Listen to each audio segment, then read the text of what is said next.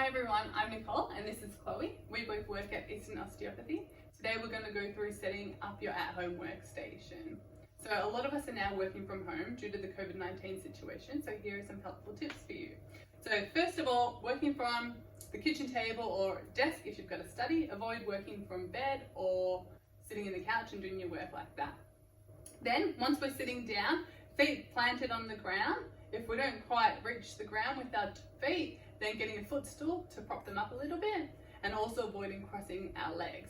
Then if we flip around and face the computer and desk, we want to maintain roughly 90-degree angles through our elbow, hips and knees.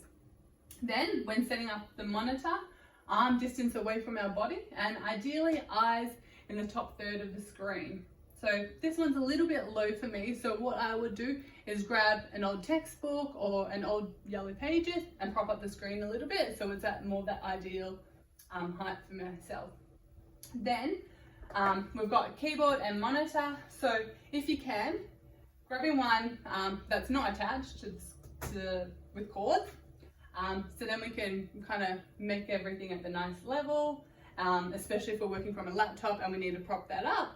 We can't work on the keyboard up here. Having a separate one is really handy.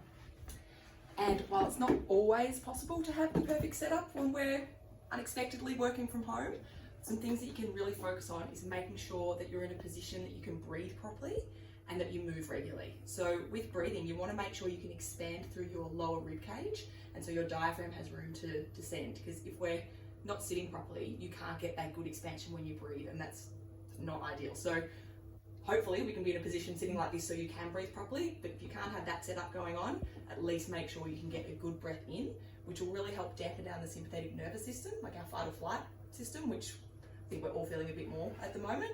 Breathing properly can really help dampen that down and get us more into our rest and digest nervous system. And as far as moving goes, try and set an alarm every 45 to 60 minutes to move frequently throughout the day instead of just sitting all day.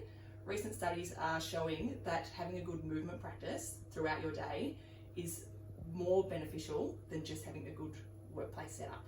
So some little movements that we can do. Yeah, so when you're having your break every 45 to 60 minutes, as Chloe mentioned, if you're still sitting down, first of all, doing a modified cat-cow, so just doing these kind of movements while you're seated, twisting either side. You can even hold that twist.